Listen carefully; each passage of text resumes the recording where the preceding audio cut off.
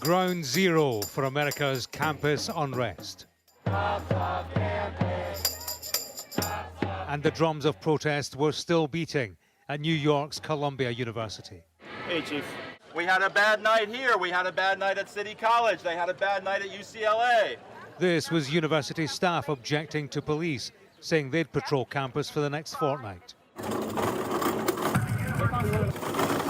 Some students were leaving early for the summer. The university they left behind looked deserted, a tented camp no more, after a hard lesson in public unrest and its policing. I don't feel safer with a bunch of police on campus like this. Like, I feel intimidated. So I'm moving out because I feel like they want me to be trapped in my dorm room. I don't know, like I feel like they're being hypocrites when they tell us that we cannot express our right to free speech. We cannot voice that we think what they're doing is wrong. And I just think you cannot flip-flop like that. You cannot tell us one thing, but then only when it suits you. The NYPD released this video without sound of their overnight operation. Police officers used a vehicle they call the Bear to elevate them to an upper window and inside Hamilton Hall, the academic building occupied by protesters. They removed barricades and demonstrators room by room.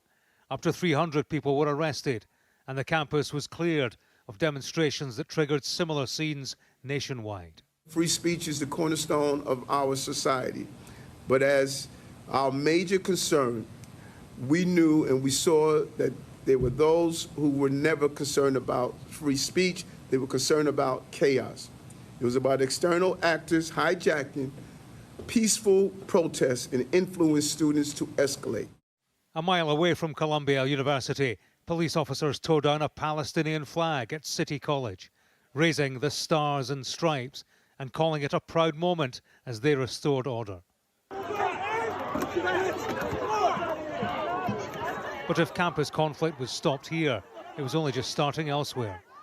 This was the University of Wisconsin, where police removed a Gaza solidarity camp and made at least a dozen arrests. At Fordham University back in New York, students erected tents inside the building and were warned to leave or face arrest. I have paid money and now I'm not allowed to use the facilities. Back at Columbia, it was entry by ID only, following the sharp exits of the night before. The occupation of the university's Hamilton Hall took place 56 years to the day since the same building was taken over by anti-Vietnam War protesters. The traditions of student activism and free speech are issues now as they were then. All academic year, it's been very skewed that the side that was supporting the Palestinians, supporting human rights, supporting ceasefire, have been frightened to speak because of students have been terrified of being doxxed, which is, being filmed and then putting on websites so that they don't get jobs. Shame on you! Scenes here and elsewhere compound the difficulties for President Joe Biden. He's already been criticised for the lack of a steady, controlling hand on the Israel-Hamas conflict.